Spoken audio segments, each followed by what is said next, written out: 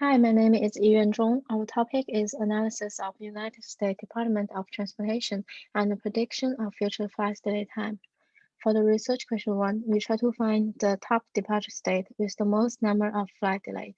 And as a passenger, people may be curious about which state they are more likely to experience a flight delay. I used the Panda library to filter the dataset and calculate the number of flight delay of each state. Then I used the bar chart in Plotly to visualize the result. And then I found that Texas has the most number of delayed flights in the 2020 among the US.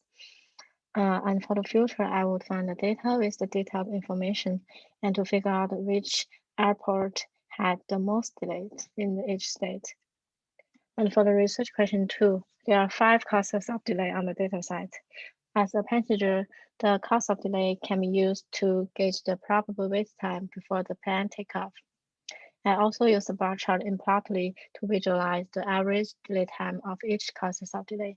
And we found the weather delay caused the longest average time in 2020, which is about 67 minutes.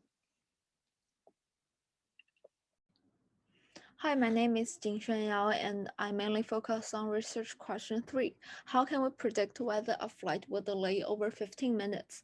And the motivation is, if we can use a model to predict whether a flight will delay over 15 minutes, it will be very useful for passengers to make decisions. So the method I use is I compare 3 different machine learning models, which are the decision tree model, the KN model, and the neural network model.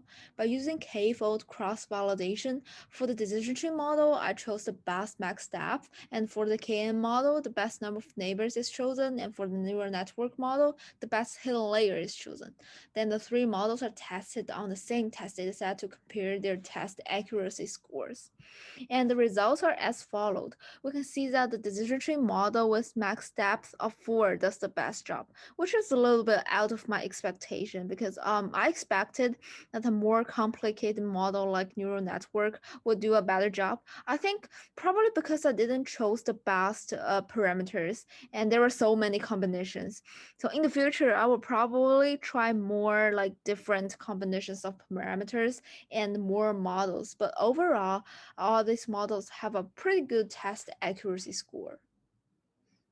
Hi, my name is Jie Shao, and I focus on research question 4, which is the percentage of departure and arrival delays in each state. The motivation is that based on my own experiences, the flight time of the flight may not be accurate. Usually the voyage is shorter than the estimated time. So I decide to compare the arrival delay percentage and the departure delay percentage using visualization. The method I use is that I will use the dataset reporting both of them over the US in each state, and I will compute both the percentage of departure and arrival delays in each state. So I will use a new library called Plotly and use a group bar chart to represent the relationship. So this is the graph, and the blue bar chart represents the percentage of arrival delay, and the red bar chart represents the percentage of departure delay. According to the graph, for the state with top flight delays, the percentage of arrival delay is close to the percentage of departure delay. So we can assume that departure delay will affect the cause of arrival delay.